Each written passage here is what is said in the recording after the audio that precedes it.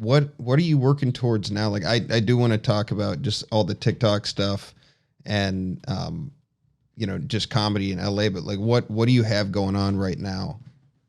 So I treat it very much like a business for me. I had a kind of a guy who was a mentor. He said, well, what exactly do you want to do? And I was like, I want to do this. He goes, nope. What do you want to do right now? And I go, oh, good idea. So I was doing stand-up, hosting, acting, and then the social media took off. And I go, shit, people are paying attention to that. And that's the way I can sell tickets.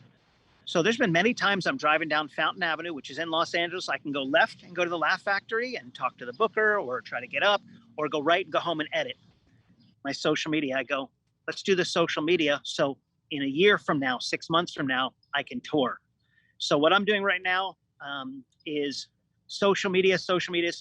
I'm also, like, I just did Vegas stand up. I'm in Maryland now. I'm doing a gig here. Then I'm going back to Vegas. So I'm still doing stand up. Social media is my first priority, so I can do stand up.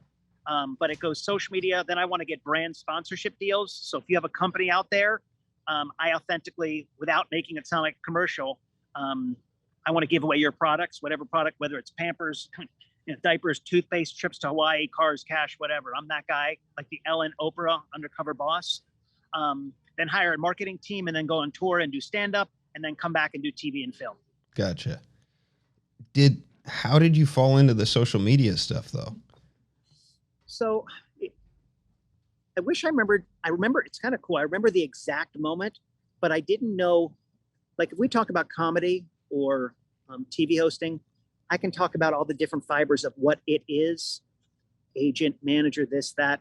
When I did the social media, I didn't know what social media was. But what I did know on December 15th, 2020, I remember the day. I remember I was sitting in my old apartment building in the bottom parking lot, underground, kind of dreary, not where I wanted to live. And I was sitting in my car, and I remember even my head movement. I go, I'm either going to be a success during this pandemic or a failure. And I remember going, I'm going to be a success. I remember it's weird. I remember that. And I remember I had hidden cameras and I was doing the car videos, but I was just doing them because I had nothing else. I was alone. I lived alone. Everything shut down in Los Angeles. You have the marches are going down right down in front of my house like this. You have helicopters, which were all lower to let everybody know. Yeah. And I just remember going, yo, dude, I'm not leaving this pandemic not successful. So I started driving up and down the same street for hours, making U-turns. I have hidden cameras in my car, and I pull up next to people and I say, like, I'll pull up next to a couple, go, excuse me, sir, if I gave you $500 million right now, $500 million right now, would you be willing to not talk to your wife for a year?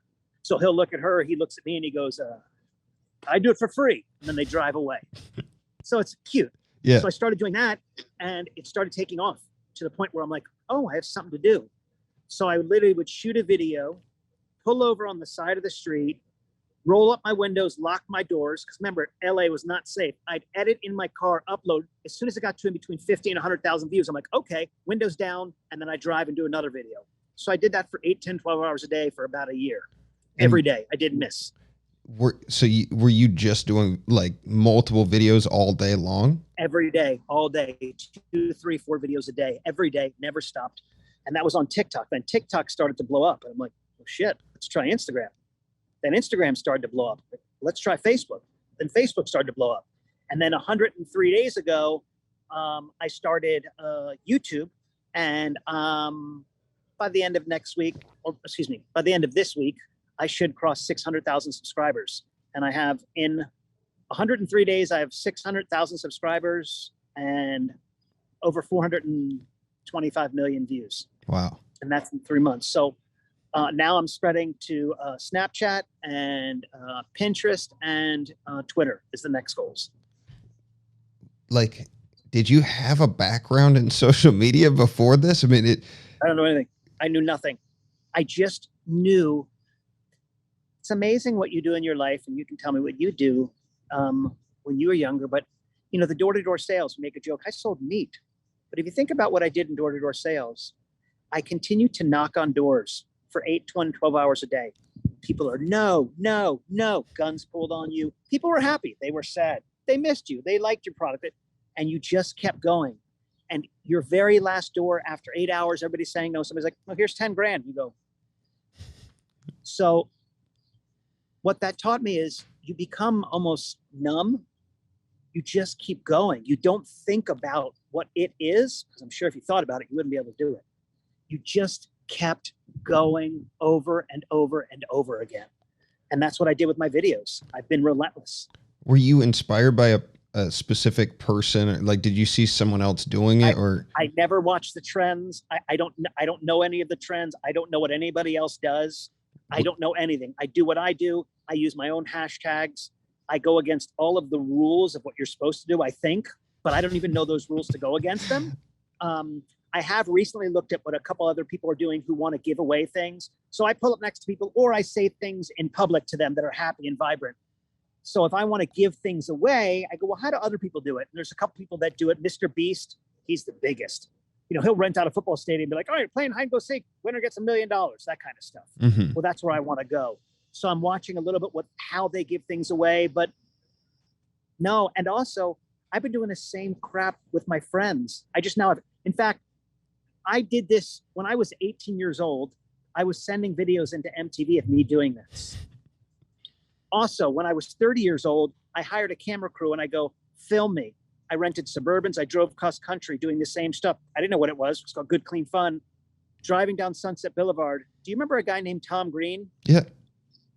Tom Green was next to me in my car. I was a DVD, and I chucked my DVD from my car to his car. I'm like, yo, dude, I kind of do what you do. I want to work with you. He's like, okay. Sat on his coffee table for 3 months as a coffee mug coaster. And then one day he put it in. He's like, oh, shit. Called me, optioned a TV show from me, doing exactly what I'm doing now.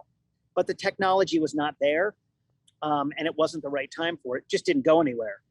And then I I'm doing the same shit that I did when I was 18 with my friends in Ocean City, Maryland Beach. That's wild. I just now have the technology to capture it. Did you just happen to pull up next to Tom Green, and that's how that, literally never saw him before in my life. I'm like, yo, you're Tom Green. And I had my DVD in my car and I threw it.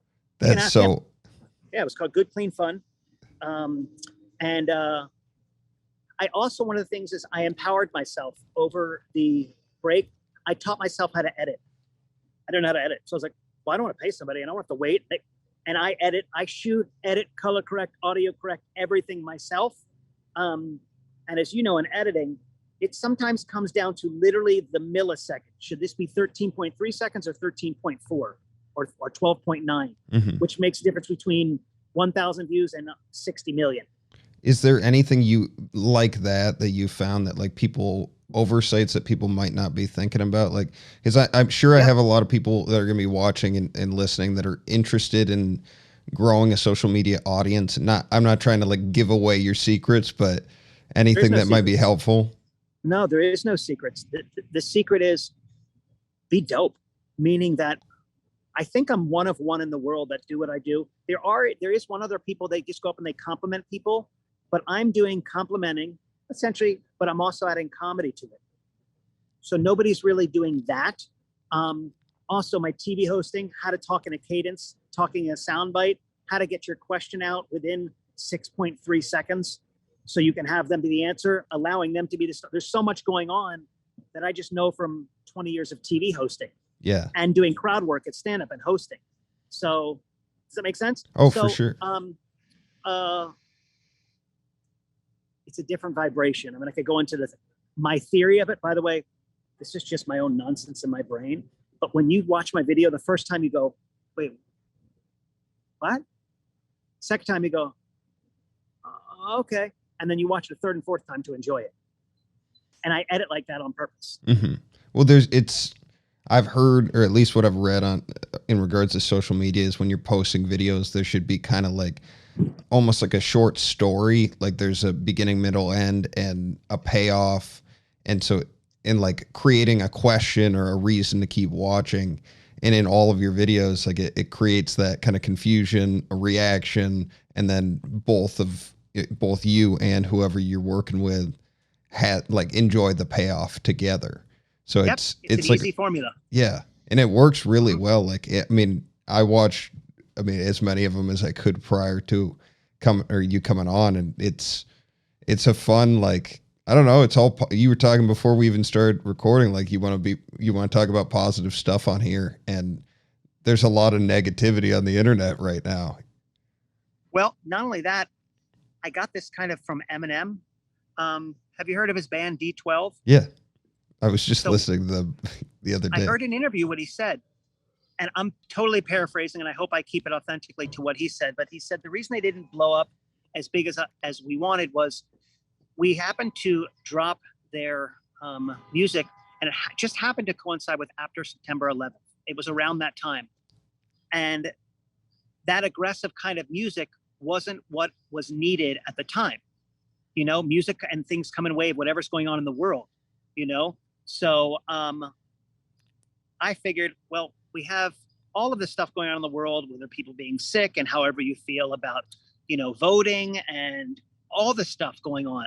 So I go, well, what did Eminem do? I go, well, he just literally said if we had dropped it at a different time. So I go, why don't I go the opposite and just, because this dude's a genius in my mind, why don't I just put out positive stuff? Mm-hmm. Makes sense because of all the stuff that we went through. I'm so glad you're talking about D12, by the way. Yeah, I love D12. They want positive cotton candy. I don't want to think, you know, my videos, you know, my mom has a sign in her kitchen, which I love, is by a philosopher, educator, poet named Maya Angelou. People forget what you said and what you did, but not how you made them feel. Mm-hmm. You don't really remember my videos. You just go, that was cute, and you laugh. Yeah. So that was my idea, and I try to authentically stick to that. Like, what will make somebody go, I remember that was happy. I don't know what he did, but that was happy. So that's kind of my philosophy is really, if you can on social media, move them, whether you're an ice maker in fucking Wisconsin, be so dope at it where people are like, whoa, and they'll remember that. Or you're a chef, make them be like, wow, that was really good. Like really stand out, you know, and put your passion into it. Like really, like this is what you do.